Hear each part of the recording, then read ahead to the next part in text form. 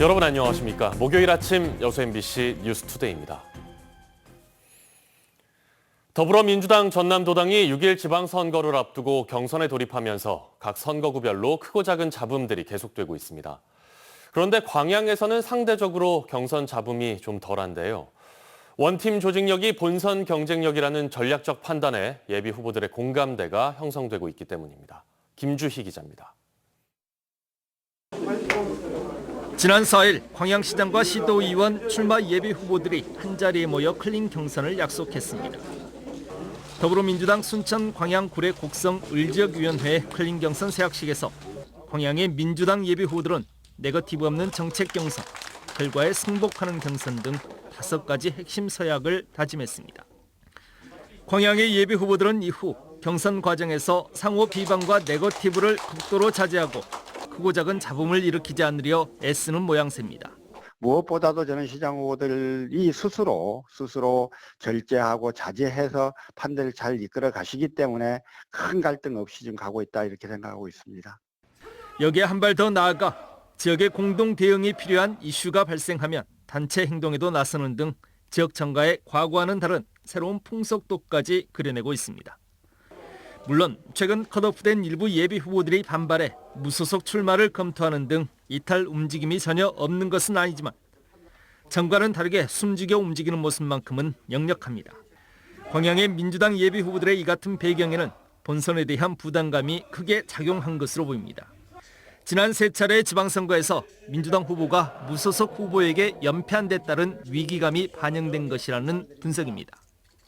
과거 경선 과정에서 발생한 심각한 파열음이 원인이 돼 당내 갈등과 균열로 원팀이 깨지고 탈당, 무소속 출마 등으로 격화했던 것이 결정적인 패인이었던 것으로 보고 있는 겁니다.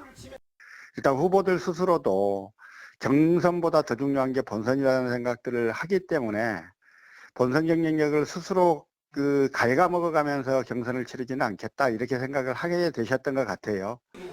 6일 지방선거를 앞두고 민주당의 원팀 조직력이 본선 경쟁력이라는 전략적 판단이 작용했다고는 하지만 광양적 정가에 확산하고 있는 긍정적 변화는 지역 정치 혁신의 토대를 마련하는 새로운 시작점이 될 수도 있다는 관측입니다.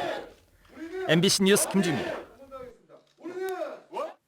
민주당 공천심사에서 탈락한 노관규 전 순천시장이 공천 기준 등을 비판하고 나섰습니다. 노 전 시장은 어제 기자회견을 열어 지역위원장인 소병철 의원이 개혁 공천과 클린 공천을 약속했지만 사기와 횡령 등의 전과가 있는 인사들이 경선 후보로 선정됐다며 원칙과 기준도 없는 공천에 대해 지역위원장인 소병철 의원이 직접 해명해야 한다고 주장했습니다. 노 전 시장은 이와 함께 신대지구 개발과 관련해 허석 시장이 전임 도지사와 시장들이 건설사로부터 50억 원씩을 받았다는 취지의 발언을 하는 등 사실무근의 정치 공작을 했다며 경선을 중단시키고 당헌 당규에 따라 조치해 줄 것을 소 위원장에 촉구했습니다. 목포 시민 8천 명의 개인정보가 담긴 민주당 입당원서 유출 사건의 파장이 확산하고 있습니다. 민주당은 목포를 전략선거구로 지정하면서 당장의 경선 일정을 중단시켰고 후보 경선과 경선 방법 모두 중앙당 비대위원회가 결정하게 됐습니다. 양현승 기자입니다.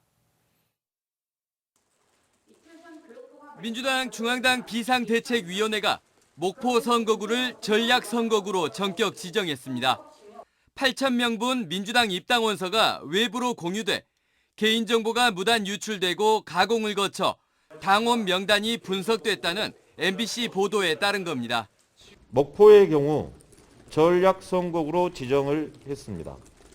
지역의 모 방송에서 여러 가지 문제 제기가 있었고 그래서 그에 대한 조사를 민주당 관계자는 전략선거구에 대해 경선을 포함한 다양한 방식을 통해 경쟁력 있는 후보를 선출하겠다는 의미로 전략선거구 지정이 전략공천을 의미하지는 않는다고 설명했습니다.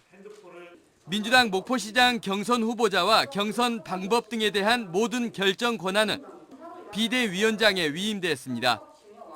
28일과 29일로 예정됐던 권리당원과 일반 시민을 상대로 한 목포시장 후보 여론조사는 전면 중단됐습니다. 한편 민주당 비대위는 판사 출신인 김승원 국회의원을 포함한 조사단을 민주당 전남도당에 보냈습니다. 당직자 등을 상대로 입당원서 유출 경위, 당원 관리 실태 등을 조사했습니다. 지금 조사 중에 있습니다. 일단 뭐 다른 것도 다 조사하고 있으니까요.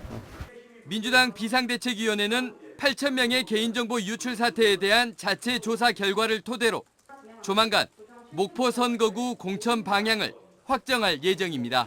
MBC 뉴스 양혜승입니다. 쌀값 하락을 막기 위한 2차 격리 조치가 추진됩니다. 민주당과 정부는 어제 당정협의회를 열어 1차 시장 격리 물량 14만 4천 톤에 이어 12만 6천 톤의 쌀을 시장에서 추가 격리하기로 결정했습니다. 이와 관련해 지역 농가와 정치권은 최저가 입찰 방식이 아닌 농가와 농협의 의견이 반영된 적정 가격으로 격리 물량을 매입해 줄 것을 요구했습니다. 지난해 전남에서 1억 원 이상의 고소득을 올린 농가가 6천 가구를 넘어선 것으로 나타났습니다. 전라남도에 따르면 지난해 도내에서 1억 원 이상의 고소득을 올린 농가는 6,023가구로 전년에 비해 8.6% 증가했습니다. 지역별로는 해남군이 720가구로 가장 많았고 고흥군이 646가구, 강진군이 577가구로 각각 뒤를 이었습니다. 광주 아이파크 붕괴 사고의 원인 중 하나는 콘크리트 부실 시공이었는데요. 콘크리트 부실 시공을 유발할 수 있는 타설 작업 불법 하도급을 여전히 건설업체가 노동자들에게 강요하고 있다는 주장이 제기되고 있습니다. 강서영 기자의 보도입니다. 여수의 한 공사장, 펌프카에서 콘크리트 반죽이 쏟아져 나옵니다. 철근들 사이로 콘크리트를 붓고 다져 건물 골조를 세우는 타설 작업입니다. 원래는 시공사가 직접 해야 하는 콘크리트 타설 작업. 하지만 건설업체들이 이윤을 위해 관행적으로 해당 작업을 펌프카 노동자들에게 불법으로 하도급을 주고 있다는 지적이 제기되고 있습니다. 원래는 건설 시공사가 펌프카 노동자와 작업 인부까지 고용해 작업을 주관해야 하지만 관행적으론 고용된 펌프카 노동자가 타설 작업까지 주관하도록 계약 조건을 내걸고 있다는 겁니다. 직원들 급여주고 오래 하니까 어쩔 수 없이 는 울자 몇 개로 정말 가서 돌릴 수밖에 없는 현실을 그런 것들을 우리 전문 건설업체들은 그걸 알고 역이용하고 있다. 이렇게 되면 작업에 투입되는 인력과 비용이 줄어들어 콘크리트 부실 시공으로 이어진다는 게 노동자들의 얘기입니다. 예컨대 인부들이 콘크리트 반죽을 철근 사이사이로 잘 들어갈 수 있도록 밀어줘야 하는데 인력이 부족하면 강도와 완성도가 떨어질 수밖에 없다는 겁니다. 실제로 콘크리트 타설 불법 하도급 관행은 광주 아이파크 붕괴 사고의 원인 중 하나로 꼽힌 바 있습니다. 저희들은 어쩔 수 없이 돈 예산을 아끼기 위해서 사람의 인원을 타설공들을 줄일 수밖에 없고 전남 동부 지역 펌프카 노동자들은 어제 순천시청 앞에서 건설업체의 타설 작업 불법 도급 관행을 규탄하는 기자회견을 열었습니다. 노동자들은 또 건설사의 불법 도급 요구를 거부할 수 없는 을의 입장임을 강조하면서 지자체와 관계기관이 나서 불법 하도급을 근절할 구조적 대책을 마련해달라고도 요구했습니다. 민주노총 건설노조 측은 오는 1일부터 타설 작업 불법 도급 관행이 개선될 때까지 총파업에 돌입하겠다고 밝혔습니다. MBC 뉴스 강서영입니다. 기업의 이윤을 사회에 환원한다는 취지로 설립된 여수 진남장학회가 올해로 25번째 장학금 수여식을 가졌습니다. 재단법인 진남장학회는 어제 관내 고등학생과 대학생을 대상으로 가정 형편이 어렵지만 성적이 우수한 학생, 소년소녀 가장, 편부모 세대의 학생 50명을 선발해 총 3,350만 원의 장학금을 전달하고 격려했습니다.